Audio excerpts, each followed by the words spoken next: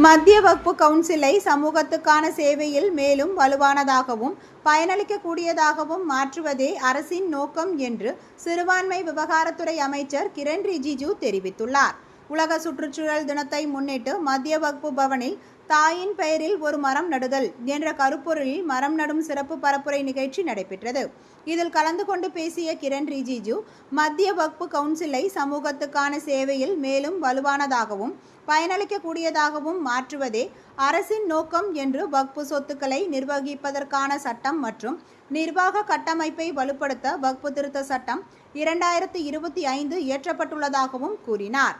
சிறுபான்மை விவகார அமைச்சகத்தின் கட்டுப்பாட்டின் கீழ் உள்ள ஒரு சட்டப்பூர்வ அமைப்பான மத்திய வக்ஃபு கவுன்சில் 1964ஆம் ஆண்டு வக்ஃபு சட்டம் 1954இன் விதிகளின்படி வக்ஃபு வாரியங்களின் செயல்பாடு மற்றும் வக்ஃபு சொத்துக்களின் நிர்வாகம் தொடர்பான விஷயங்களில் மத்திய அரசுக்கு ஆலோசனை வழங்கும் அமைப்பாக உருவாக்கப்பட்டது என்றும், இதுபோன்ற சிறுபான்மை நிறுவனங்களில் வெளிப்படையான நிர்வாகத்தை உறுதி செய்ய அரசு தொடர்ந்து முயன்று வருவதாகவும் அவர் குறிப்பிட்டார். இதற்காக உருவாக்கப்பட்டுள்ள உமீத் என்ற மத்திய இணையதளம் வெள்ளிக்கிழமை முதல் செயல்பாட்டுக்கு வருகிறது எனவும், இது வக்ஃபு சொத்து ஆவணங்களை டிஜிட்டல் மயமாக்கி பதிவு செய்வதற்கும் வெளிப்படைத்தன்மை நிர்வாகம் மற்றும் பயன்பாட்டை மேம்படுத்துவதற்கும் உதவும் எனவும் மத்திய அமைச்சர் கிரண் ரிஜிஜு தெரிவித்துள்ளார்.